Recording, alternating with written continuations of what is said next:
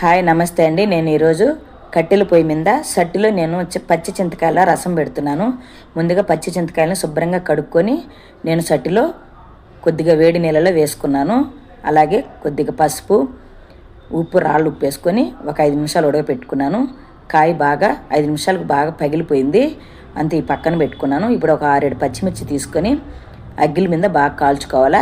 దీన్ని కూడా పక్కన పెట్టుకొని శుభ్రంగా కడిగి పిసికి పక్కన పెట్టుకోవాలా. ఇప్పుడు నేను ఉడికించుకున్న పచ్చి చింతకాయలని బాగా పిసికి తొక్కు తీసేసి అవి కూడా రసం పక్కన పెట్టుకున్నాను. ఇప్పుడు నేను పోపు పెట్టుకుంటున్నాను. ముందుగా కట్టెల పొయ్యి మీద సట్టిని పెట్టుకొని సట్టిలో కొద్దిగా ఆయిల్ వేసాను. అలాగే జీలకర్ర మిరాలు దంచి పెట్టుకున్నాను. అలాగే వెల్లుల్లి, కొత్తిమీర, కరివేపాకు, ఇంగువ, పసుపు, ఎండుమిర్చి, ఇప్పుడు ఆవాలు వేసాను కొద్దిగా.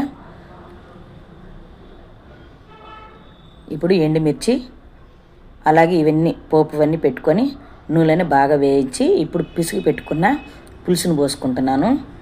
చాలా బాగుంటుందండి ఈ రసము అన్నంలోకి. మీరు కూడా ఎలా ఉందో ట్రై చేయండి. అలాగే నా ఛానల్ కొత్తగా చూస్తున్నట్లయితే సబ్స్క్రైబ్ చేయండి.